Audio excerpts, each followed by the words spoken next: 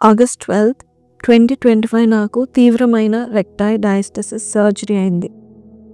కడుపు కండరాలు బలహీనపడి కడుపులో ఏర్పడిన గ్యాప్ వల్ల లోపల అవయవాలు దెబ్బతిని దానిలో నాకు pelvic flow dysfunction, urinary incontinence, తీవ్ర వెన్నునొప్పి సమస్యలు వచ్చాయి. దానివల్ల కారులో ప్రయాణం చేయడానికి కూడా ఇబ్బంది అయ్యేది. కొన్నిసార్లు ఎక్కువసేపు నిలబడలేకపోయేదాన్ని, ఎక్కువసేపు కూర్చోలేకపోయేదాన్ని. కారులో 15 నిమిషాలు కన్నా మించి కూర్చోలేని పరిస్థితి. గత 3 నెలలుగా టెస్ట్లకు వెళ్తూ ఉంటున్నాము. డాక్టర్స్ ఒపీనియన్ తీసుకుంటున్నాము. నా పరిస్థితి కొంచెము తీవ్రంగా ఉండడం వల్ల డాక్టర్స్ సర్జరీయే సరైన మార్గం అని నిర్ణయించారు. ఈ సర్జరీ నన్ను మళ్ళీ కొత్తగా మార్చింది. సర్జరీ సులభం కాదు. నాకు భయం కూడా ఉంది. ఎందుకంటే ఆపరేషన్ పూర్తి అవ్వడానికి 5 గంటల సమయం పడుతుంది. మరలా శ్రమ దినాలేంటి మొదలయ్యాయా అనిపించింది. కానీ ప్రార్థనతో, వాగ్దానంతో నేను ధైర్యంగా ఈ స్టెప్ తీసుకున్నాను. నా భర్త నాకు తోడుగా ఉండి నడిపిస్తున్నాడు. గత కొన్ని వారాల నుండి దేవుడు I will restore your health back to you అని మాట్లాడుతూ వస్తున్నారు. ఇంకా సర్జరీ ముందు రోజు చాలా బలహీనపడ్డాను. సడన్గా బీపీ ఫ్లక్చుయేషన్స్ వచ్చినప్పుడు ఆ రాత్రి నాకు అర్థమైంది. చాలా భయపడ్డాను. అందరూ భయపడ్డారు.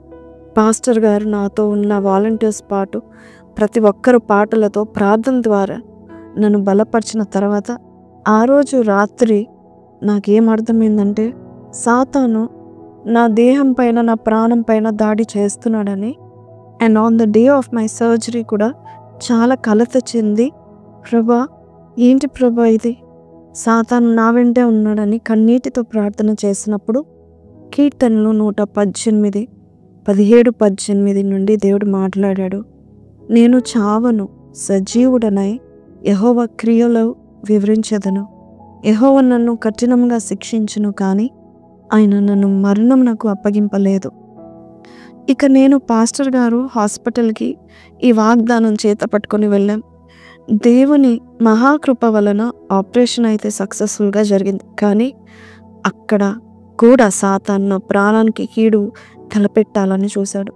సర్జరీ అయ్యాక నన్ను ఐసీయూలో పెట్టారు. అప్పటికి ఎంతసేపు అయిందో కూడా నాకు తెలియలేదు, స్పృహ లేదు. కానీ ఒకేసారిగా నాకు ఊపిరి అందలేదు. మెల్లటి బలహీనమైన స్వరముతో ఆక్సిజన్ ఆక్సిజన్ అని అంటున్నాను. ఐసీయూలో ఎవ్వరూ కనబడలేరు.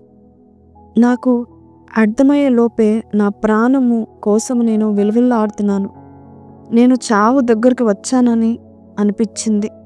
కానీ ఉదయం వచ్చిన వాగ్దానము, పరిశుద్ధాత్మ దేవుడు ఆ క్షణాల్లో ఆ మాట నాకు బలంగా గుర్తు తెచ్చాడు. ఆయన నన్ను మరణానికి అప్పగించలేదు అనే మాట పదే పదే గుర్తు తెచ్చాడు.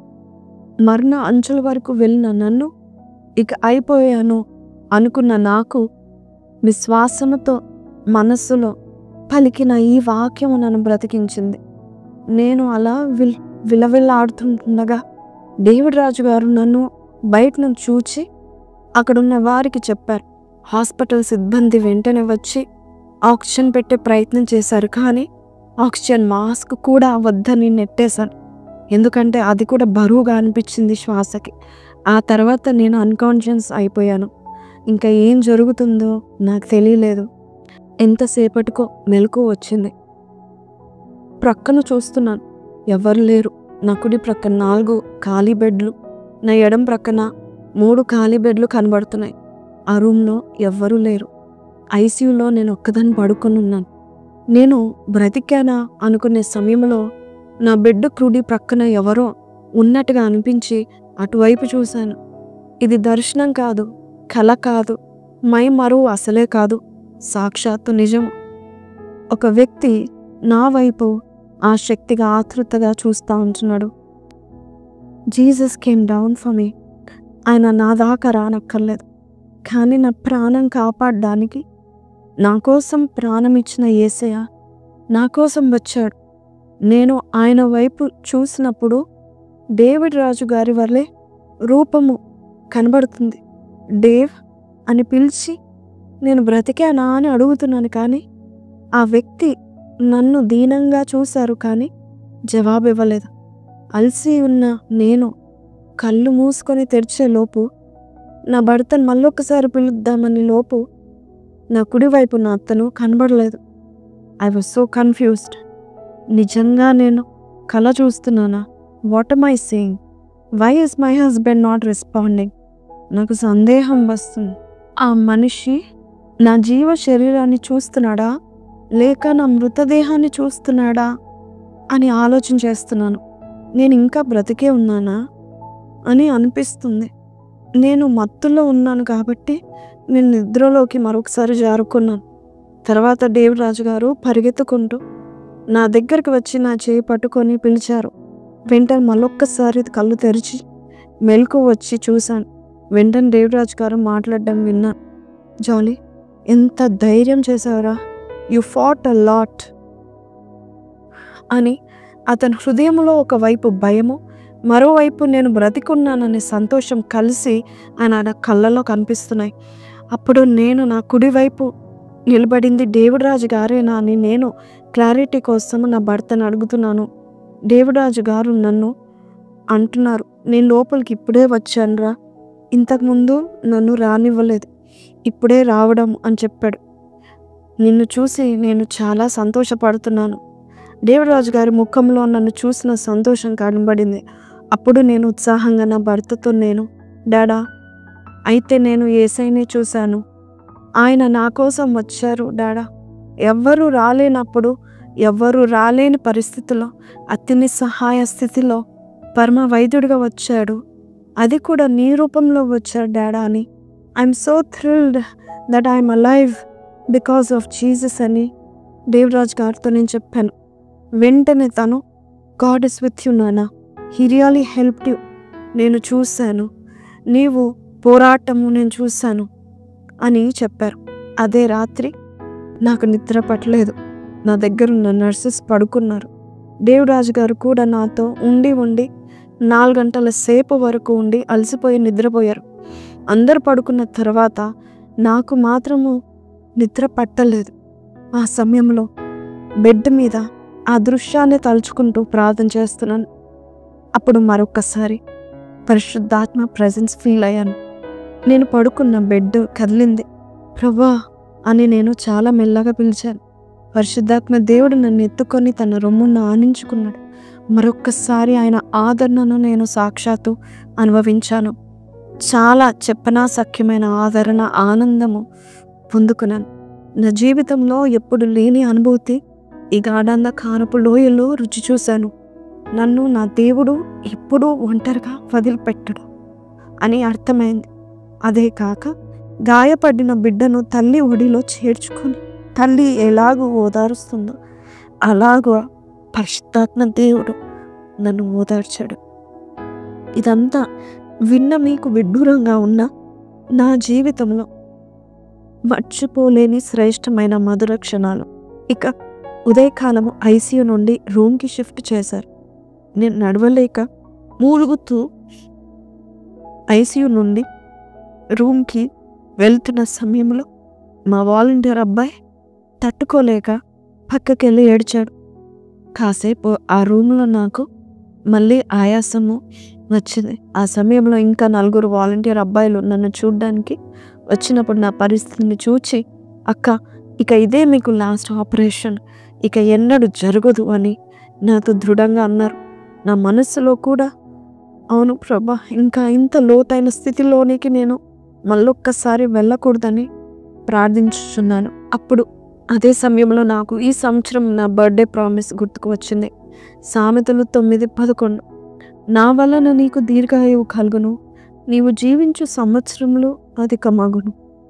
దేవుడు ముందుగానే మనకి గొప్ప గొప్ప వాగ్దానాలు ఇచ్చినప్పుడు అత్యాశక్తితో తీసుకొని అది ఆయన తన ప్రేమతో ఆ వాగ్దానం చేశాడని గ్రహింపు కలిగినప్పుడు శ్రమలో కూడా గొప్ప ఆదరణ జయాన్ని పొందుకుంటాం.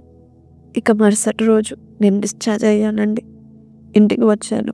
దేవరాజు గారు అలాగే మా వాలంటీర్ అబ్బాయిలు చాలా జాగ్రత్తగా తీసుకొచ్చారు. నా పిల్లలు, నా 2 కూతురు నా కోసం ఎదురు చూస్తూ ఉన్నారు. ఇంటికి వచ్చాక దేవరాజు గారు, నా చుట్టూ ఉన్న బాయ్స్ ఇంటికి వచ్చామని కృతజ్ఞతతో పాటలు పాడుతూ ప్రార్థన చేస్తూ ఉన్న సమయంలో నాకు బ్యాక్ సపోర్ట్ వెనుక పట్టుకున్న వాలంటీర్ ఒక అమ్మాయి ఆత్మపూర్ణుడై గట్టిగా భాషలతో మాట్లాడుతూ, దేవుని యొక్క అభిషేకము నీలో ఉంది పాస్టమ్మ గారు, నీలో ఉన్న బలమైన ఆత్మ నన్ను తాకుతుంది, పరిశుద్ధాత్మ మంట నేను ఫీల్ అవుతున్నాను అని తన చేతులు షివర్ అవుతూ, పరిశుద్ధాత్మ దేవుడు ఇక్కడ ఉన్నాడు, దైవికమైన ఆనందాన్ని నేను అనుభవిస్తున్నాను, ఆయన సన్నిధి ఇక్కడ ఉంది, బలమైన ఆత్మశక్తి కలిగిన పాస్టమ్మ గారి మన మధ్యలో ఉన్నాడని చెప్పినప్పుడు నాకు రోమా 8:11 గుర్తొచ్చింది. నాలో దేవుడు ఉన్నాడు, నాలో పరిశుద్ధాత్మ దేవుడు బలంగా ఉన్నాడు, నా కుడి ప్రక్కన ఉన్నాడు అనుకున్నాను. కానీ నాలో బలమైన ఆత్మ ఉందని ఇది సూచనగా తేలింది. అంతేకాక నా చుట్టూన్న వారు ప్రతి ఒక్కరూ నేను పడుతున్న ఈ శ్రమ వెనుక రెట్టింపు ఆశీర్వాదం ఖచ్చితంగా ఉందక్క అని ప్రకటిస్తూ వస్తూ ఉన్నారు. అలాగా 2 రోజుల తర్వాత 3 వాలంటీర్ అమ్మాయిలు నాకు పరిచయం చేయడానికి వచ్చారు. ఆ రోజు చాలా బలహీనంగా ఉన్నాను. నా కోసము నా బెడ్ చుట్టూ వాగ్దానాలు చదివి ఎత్తి పట్టుకొని ప్రార్థన చేయమని బతిమాలను అడిగాను. ఆ 3 అమ్మాయిలు ఎంతో ఆసక్తితో నాకు దేవుడిచ్చిన వాగ్దానాలను ఎత్తి పట్టుకుంటూ చేతులు కట్టుకొని ప్రార్థన చేస్తున్నారు. ఆ సమయంలో ఎవరో నా కాలు ముట్టినట్టుగా, నన్ను ఆదరించినట్టుగా అనిపించింది. ఈ 3 ప్రార్థిస్తున్నారు కదా, నన్ను ఎవరు ముట్టుకుంటున్నారని అనుకొని కళ్ళు తెరిచి ప్రార్థించిన 3 అమ్మాయిలతో నన్ను ఎవరైనా ముట్టుకున్నారా అని అడుగుతున్నాను. లేదక్క, మేమైతే కాదక్క అని చెప్తున్నారు. దేవుని దూతలు వచ్చి మరొకసారి నన్ను ఆదరించారని నాకు తేలింది. ఆ రోజు రాత్రి ఆ 3 అమ్మాయిలు ఒక అమ్మాయి ఇంటికి వెళ్ళి, ఈరోజు అసలు ఏం జరిగింది అక్క, ఏంటి దేవుని దూత వచ్చి మేము ప్రార్థన చేస్తుండగా అక్క కాళ్ళను ముట్టుకున్నట్టుగా చెప్పింది, ఈరోజు ఏం జరిగింది ప్రవ్వా, మరొక్కసారి నాతో మాట్లాడని ఒక అమ్మాయి ఇంటికి వెళ్ళి ప్రార్థన చేసినప్పుడు దేవుడు మార్కు 1:13 ద్వారా ఆ అమ్మాయితో కూడా దేవుడు నిజంగానే దేవుని ఒక దూత వచ్చి అక్కకు పరిచర్య చేసిందని, ఆ సన్నివేశాల్లో వారు కూడా పాలిభాగస్తులుగా ఉన్నారని, సాక్షులుగా ఉన్నారని వారి డైరీలో రాసుకోవడం జరిగింది.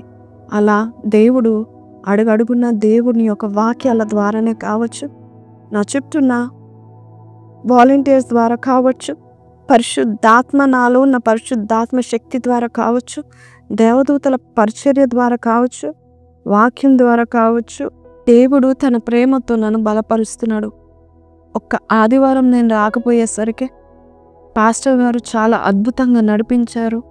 అంతేకాకుండా నన్ను కూడా బాగా జాగ్రత్తగా చూసుకుంటున్నారు.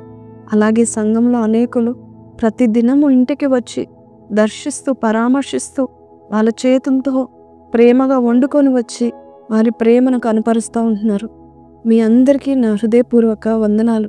వచ్చి ప్రార్థన చేసిన మీ అందరూ కూడా నా పూర్ణ హృదయంతో కృతజ్ఞతలు చెల్లిస్తున్నాను. వాలంటీర్ అబ్బాయిలు, వాలంటీర్ అమ్మాయిలు మరి నిస్వార్థమైన సేవ చేస్తూ ఈరోజు నేను త్వరగా కోలుకోవడానికి తోడ్పడుతున్నారు. నా భర్త డేవిడ్ రాజు గారికి అయితే ఎనలేని కృతజ్ఞతలు, జాగ్రత్తగా దగ్గరుండి చూసుకుంటున్నారు. My deep thanks to him and also to my boys and my girls who are right there beside me every time.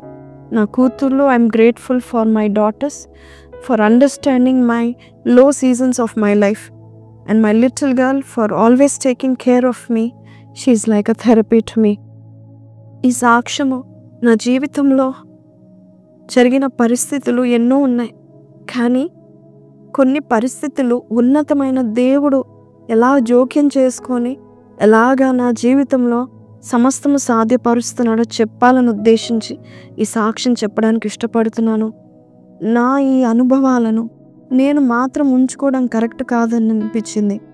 నేను అందరికీ తెలియచెప్పాలని అనిపించింది. అందుని బట్టి ఈ సాక్ష్యం చెప్తున్నాను. మన బాధల లోతుల్లో, మన జీవితంలో ఈ కాలంలో దేవుడు తనంతను ప్రత్యేకంగా వెల్లడిపరుచుకుంటాడు. ఆయనిచ్చే ఆత్మీయమైన ఆదరణ మనకు బలంగా ఉంటుంది. సామెతలు 24:10లో శ్రమ దినమున నీవు కృంగిన ఎడల నీవు చేతగాని వాడువాగుదువు. ఈ భూమిపైన మన జీవిత యాత్రలో మనం బ్రతికున్నంత కాలము శ్రమ దినం అనే ఒక్కరోజు తప్పక ఎదుర్కొంటాం. అందుకే బైబిల్లో రాశారు, శ్రమ దినము అంటే అలాంటి దినం ఒకటి వస్తుంది. ఆ రోజు పోవాలని ప్రార్థించమని చెప్పట్లేదు, కానీ ఆ రోజు ఎదుర్కోవడానికి కావలసిన బలము ఉత్సాహం ఇవ్వండి అని ప్రార్థించమంటున్నాను.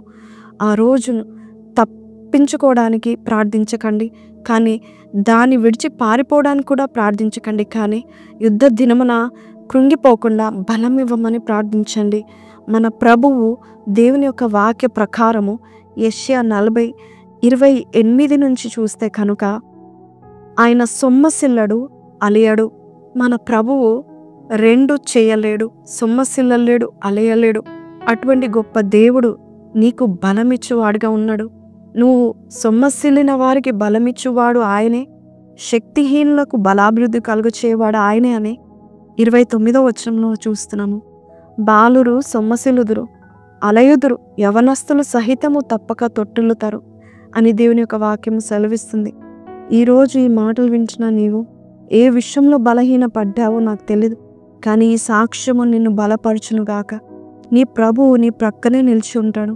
మన నిస్సహాయ స్థితిలో, ఎవరు లేని స్థితిలో, ఎవరు రాలేని లోయల్ల గుండా, గాఢాంధకారపు లోయల్లో మనం సంచరించిన పక్షి రాజు వలె రెక్కలు చాపి మన మీద వాలే దేవుడు మనకున్నాడు. అంతేకాదు, ఆయన కొరకు ఎదురు చూచే వారికి నూతన బలము, ఆయన బలము దేవుడు మనకు దయచేస్తాడు. ఈరోజు ఈ సాక్ష్యం వింటున్న మీరు, నేను ఒకటే చెప్పాలని ఆశపడుతున్నాను. బలహీన సమయంలో కృంగిపోకండి. మీ పక్కన బలవంతుడు నిలిచి ఉంటాడు. ఎన్నోసార్లు దేవుడు నాకు చెప్పాడు, నీ కుడి పార్శ్వమున నేను నిల్చున్నాను, నీ కుడి చేయి నేను పట్టుకొని ఉన్నాను. ఈరోజు అదే దేవుడు నీవు సొమ్మసిల్లక నడిచిపోవడానికి, పరిగెత్తడానికి, పైకి రెక్కలు చాపి ఎగిరిపోవడానికి నీ దేవుడు నీకు బలమును దయచేస్తాడని ఈ సాక్ష్యం ద్వారా దేవుడు నీతో మాట్లాడుతున్నాడు. So church, we have so many miracles coming up. There are so many things that are going to happen. I'm waiting for that. May this testimony be a blessing. The best is yet to come.